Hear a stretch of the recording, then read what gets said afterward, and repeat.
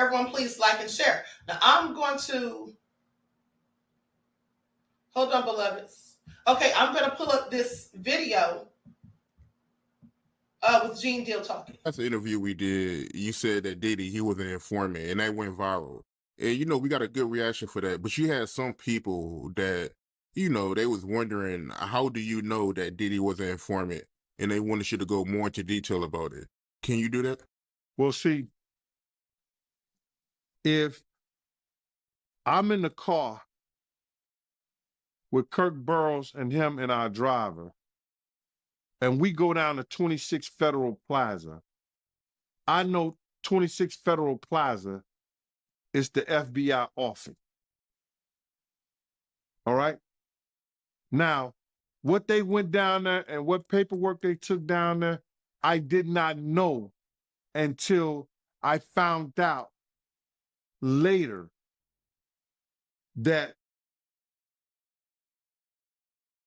he was working with an agent in DC, but he was arrested by an agent in New York. But I can't go into it, and the reason I can't go into it is because another individual found out this information and it's owed to him. But when Fox News and everybody say they can't find out who the agent is, that's bullshit. It's online. If you got certain systems that you could find out who the agent is, because we found out who the agent is, but it's not my story to tell. I would tell you that, brother, but it's not my story to tell. It belongs to somebody else, and they're going to see it come out. Puff was hit with a 40 rule because it's called a Rule 40, because he didn't show up at the agent's office in DC. The New York agent arrested him. He got adjudicated of all charges in January of 1999. Was it 99? I think it was 99 when he got 99 or 90. Was it 90? It was January of 90. It was either 96 or 99. I wish I could tell you more about it, stuff like that, but I don't have the paperwork in front of me. But when they tell you they can't find out the agent, he's a director now here in New York. It's true. He was hit with a Rule 40 for not showing up to the agent in DC, and the agent in New York arrested him and charged him, and they end up throwing it out and sealing the case. That's when, and that's how I figured that he was working with the FBI. And around this time when you found out that Diddy, he was an informant, you said that, you know, Diddy, he told the feds that Suge Knight, Irv Gotti, and Jay Prince was trying to make a company together? Well, what happened is that Suge Knight was trying to meet up with Dame Dash, Irv Gotti, Jay Prince,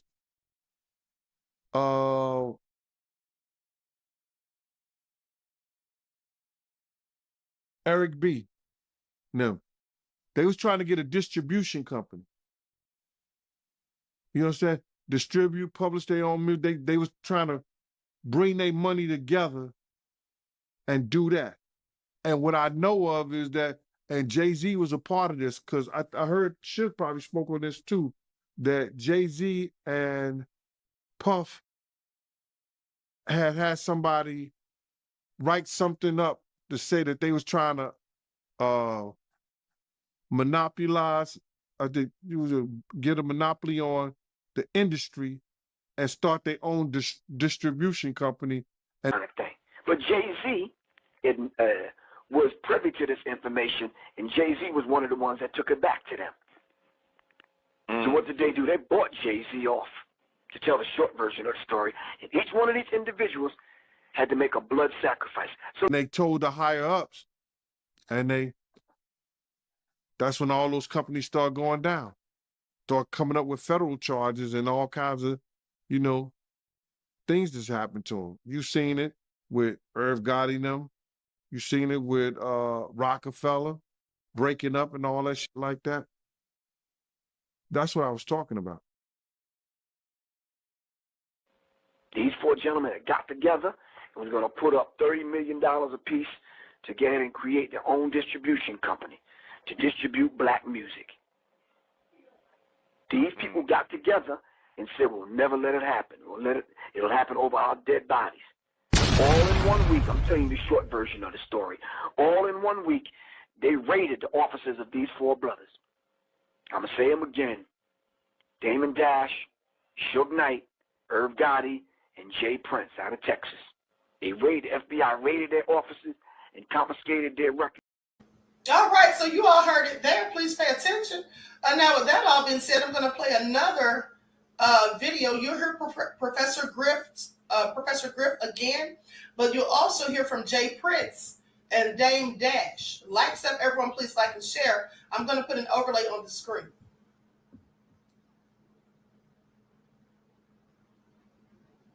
Lifestyle, but nonetheless, they're my brothers. You understand what I'm saying? Yes, sir. We have to look at Damon Dash. We have to look at Suge Knight. We have to look at Irv Gotti, and we have to look at Jay Prince. These 4 gentlemen that got together and was going to put up $30 million apiece to get in and create their own distribution company to distribute black music. These people got together and said, we'll never let it happen. It'll happen over our dead bodies. All in 1 week, I'm telling you the short version of the story. All in 1 week, they raided the offices of these 4 brothers. I'm going to say them again. Damon Dash, Suge Knight, Irv Gotti, and Jay Prince out of Texas. The FBI raided their offices and confiscated their records and started piecing together cases against these brothers. And at this very moment, just based on what I read in the paper, this is the one time that the paper did scare me. And I was like, there has to be some truth to it, is when I read about his affiliation with, informants, that he's in business with certain people. And it's tricky for me to say, but just based on where I'm from, I can't have nothing to do with that. And then just based on... Do you believe that, though? I don't know. It's paperwork. Yeah. So it's not to believe. You know what I'm saying? There's paperwork. So that part of it scares me because I know Biggs is in jail. I know Irv Gotti's been harassed for years over shit he didn't do. I know they've been fucking with me for years. So it just means I need to stay over here. You know what I'm saying? So I love Jay, but let's say I find out that any of that shit, I can't fuck with him at all because that's how I was raised. It ain't no disrespect. I don't know how anyone else was raised. That's it. It ain't nothing to talk about. And it's real serious for me because, your friend, my man's in jail for 3 years over weed. The feds is really on me. It's not like they not. And where I'm from, that shit is not tolerated at all. So because of that, I can't even really, until that gets, that's the only conversation I can have with him until we could move forward. But that ain't for me to be airing out here. It's a question you asked. Mm-hmm. But just because of what I read in the media, I can't really be over there with him. I have no more opinions about it until I have a one-on-one with him. Because of what I know. That's it. Yeah. But I'm like, that doesn't, that's it. So that's meaning when people ask me about him right now, that's politically, there I am being politically correct because I'm scared. Okay. You understand? That's fear. I'm on record saying, I don't know what the fuck's going on. All I know is my man's in jail. All I know is my other man that was with me got fucking a money laundering charge, some stupid shit. Everybody know Earl's not a criminal. This shit is real, man. And that's all I know. So all I know is based on those rules. I just can't. That's that. Uh-huh. So, and hopefully it's not what it's supposed to be. But if it is, that's that. What is this? Total lie. And that's interesting because around this time was also when you were trying to do a distribution label with Suge Knight and Irv Gotti. Yeah. Myself, Suge, and Irv, them, we were contemplating doing the first black-owned distribution company. And coincidentally, one may think, all of us was being hit up around the same time. So we understand what happened with Irv, them, and Suge, and the last man standing. Speaking of that a little bit, Special Agent Jack Schumacher, he was leading an investigation against you, and he killed 6 people in the line of duty, all of which he was investigating. Did you think they put him on your case to take you out? No doubt about it. No doubt about it. And I think the number is 8 instead of 6. It was 8? Oh, damn. Yeah. So, this was a hitman. I don't know no better way to characterize this guy other than a hitman, but they chose him and the agent Chad Scott, who is presently, I think he's been indicted on 13 cases. They put both of these guys on me to wipe me out. You know what I mean? To destroy me, to destroy Rap-A-Lot. And I definitely felt like, you know, it was a hit. And I say that because, you know, one night I left my company, Rap-A-Lot, and a DPS agent pulled behind me. And it was the first time that I ever been stopped one time and told to go to another destination to stop again. But this other spot they wanted me to go to was dark. You know what I mean? It's like in a McDonald's parking lot, but deep in the McDonald's parking lot. And it was dark. And I saw 2 cars over there. So, you know, I had homies following me because they sent several threats to me about what they was going to do to me. These was so-called gangster.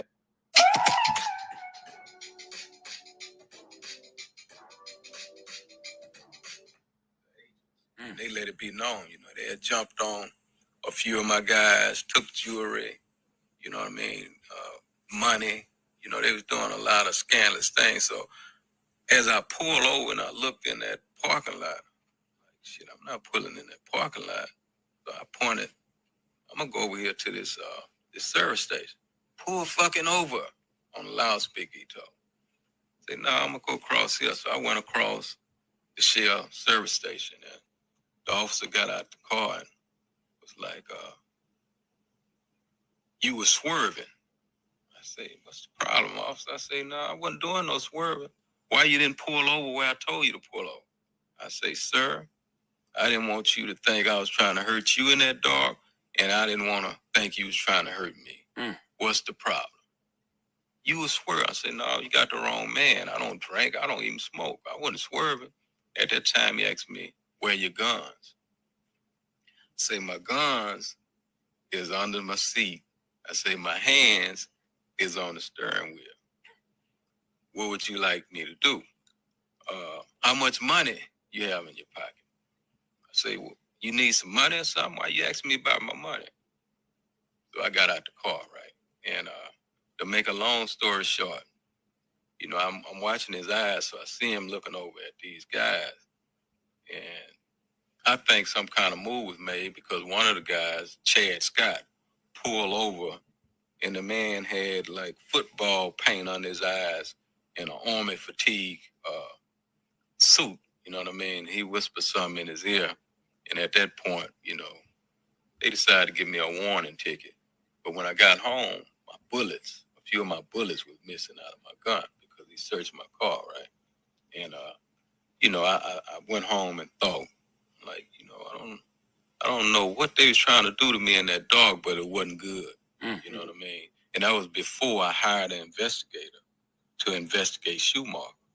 After the fact of hiring an investigator and investigating him, that's when the information came out. This man been killing people. You know, we interviewed his lieutenant. The lieutenant said he never trusted him. This was a retired lieutenant.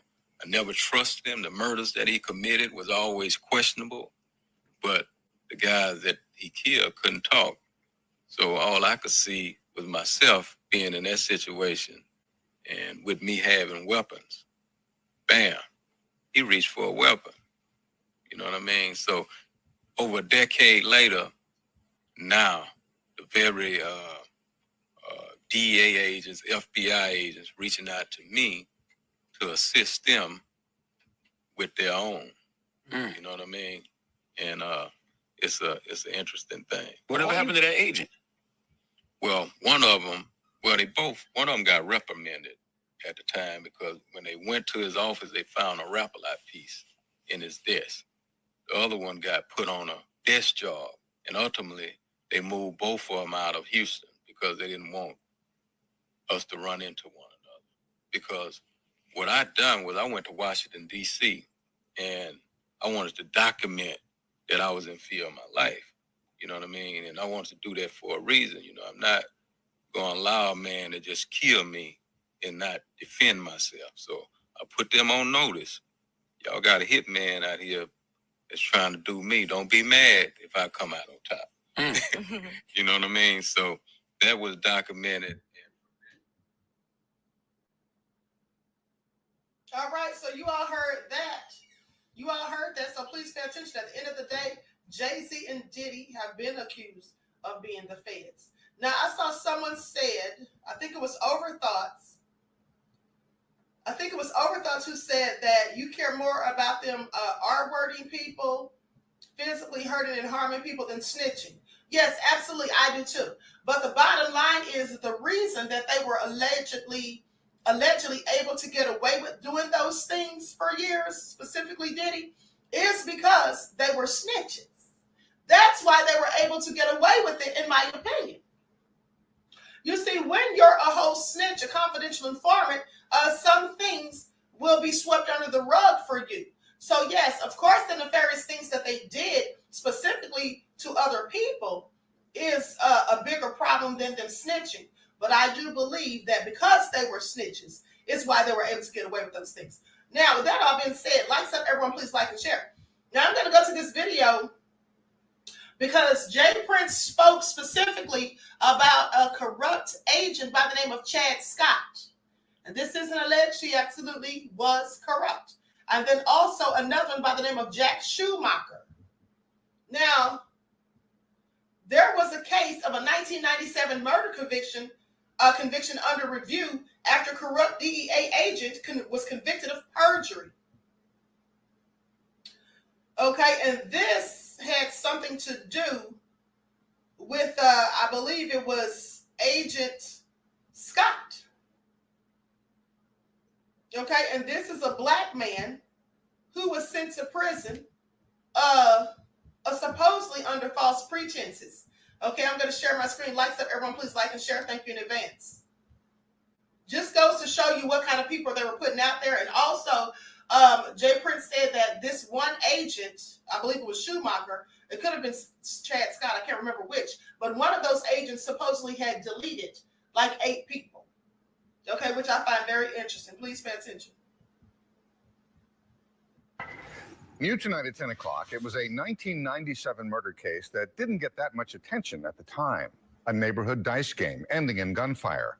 Well, more than 20 years later, there are new questions about the investigation and the man convicted of the crime. Channel 2 Investigates discovered a federal agent involved in the case is now in trouble for lying, and someone else has come forward claiming he was one of the triggermen. Tonight, Channel 2's Brandon Walker lays out the new evidence in the case in a Channel 2 News exclusive, and he has a prison interview with the man who has maintained his innocence for more than 2 decades.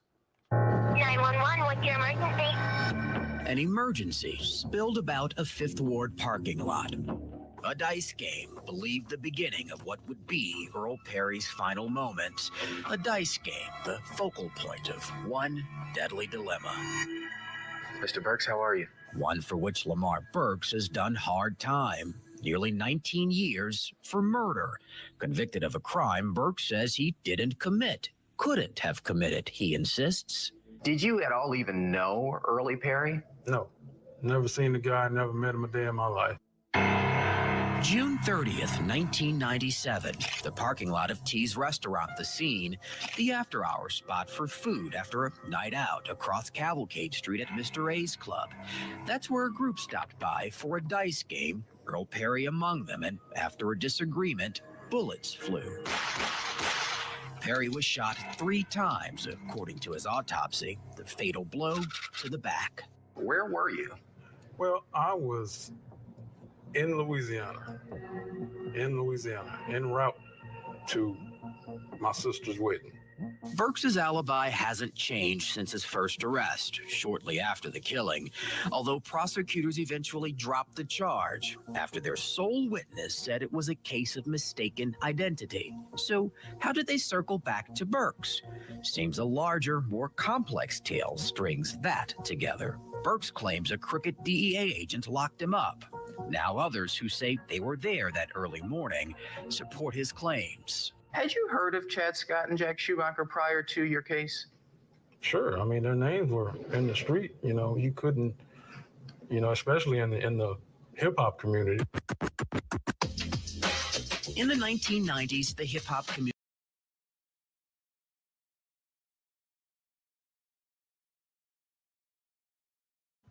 Let me stop right there because they're playing music. Now, with that all being said, just to give you an idea of who Jack Schumacher and Chad Scott were. They were known in the streets and they were known for setting people up and telling a whole lot of lies. But at the end of the day, they also went after Scarface, the rapper. Justice comes for the corrupt DEA agent who tried to set up rapper Scarface. Self-described white devil Chad Scott was convicted of using his task force to buy himself a $43,000 truck. And that name is what he called himself. So it says a drug enforcement task force operating along the Gulf of Mexico began a rip and run criminal enterprise over a 7-year period, according to federal prosecutors. Now, when jurors convicted the ringleader of the alleged scheme, they also vindicated some long-standing claims leveled by Houston's hip-hop royalty. Drug Enforcement Agency Special Agent Chad Scott, who now faces years in prison after a jury found him guilty of 7 charges, had for years been accused of corrupt conduct toward Ghetto Boys legend Scarface and the Rap-A-Lot Records label. Now, court documents in Scott's case suggest his badge-bearing scammers grew bolder and greedier after early successes stealing from drug dealers. Scott eventually decided that he'd like to have a free Ford F-150. So he had a Houston-based drug dealer who'd been suborned by the crooked police cell by one, and then seized it as part of an asset forfeiture. Rather than hand it over to the task force, court documents say he falsified the paperwork about the seizure to say he picked it up in Louisiana rather than Texas.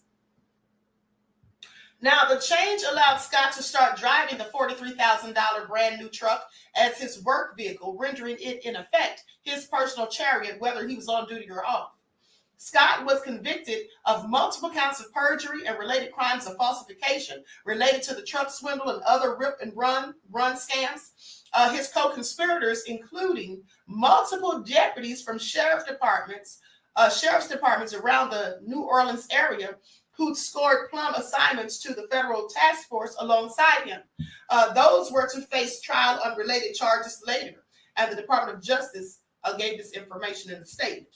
They say an indictment alleges that the corruption ran from at least 2009 to 2016. But some Houstonians have had their eye on Scott and his pals for much longer. Scott and another DEA agent named Jack Schumacher led a probe of Jay Prince's Rap-A-Lot Records starting in the 1990s. Though the label's main prodigies are most famous for their hit, Damn It Feels Good to Be a Gangster, it was featured in the movie Office Space. Scarface and other artists on the label have enjoyed prolific and rich careers outside of their hit. Now, Scott and Schumacher, however, were convinced that Rap-A-Lot was a front for a major trafficking network and used their probe to build cases against numerous people associated with the label. Neither Jay Prince nor Scarface were charged in the sweep, but Schumacher and Scott sought to portray Prince as the button man behind a murder that was successfully prosecuted around the same time. The man jailed for the crime, Lamar Burks, has maintained his innocence in the killing, which occurred during a dice game in the city's 5th ward. Okay, so that's just to give you some insight on a lot of these nefarious things that these two thugs who paraded themselves as agents, what they did. DEA agent who attempted to set up Rap-A-Lot Records, Jay Prince, Scarface, found guilty on a number of charges. I mean, there's numerous of articles about it. There's articles on the FBA website and all of that. Jay Prince accuses feds of harassing him for crimes he didn't commit, accuses them of racism. So a whole lot of information on that. With that all being said, it pretty much just goes to show, in my opinion, how Diddy and Jay-Z were able to get away with all of these nefarious things of which they've been accused over the last few decades. Okay, working with federal agents. Okay, Queen Sam said, bring those receipts, real Nancy Drew. Thank you, beloved. All right, and so with that all being said, at the end of the day, these are the things that Jay-Z and Diddy allegedly have done. Sold out their own people. people turned their backs on them, and also that they could walk free and continue to do nefarious things. Now, mind you, this is all alleged, but I absolutely believe it. I mean, I showed you the paperwork on Diddy, and I believe it was from 1995. So with that all being said, that is probably part of the reason why in 1999, when Diddy was able to get away with shooting Tanya Rubin in the face, they said that he was able to pay witnesses to lie on Shine. How was he able to get away with that? Likely because he was working with the feds. Okay, please pay attention. And this is all documented for anyone who disbelieves. All you have to do is look up and do your due diligence and research. With that all being said, RG Titan said, wig, take notes, wig too. Okay. Oh, she's taking notes.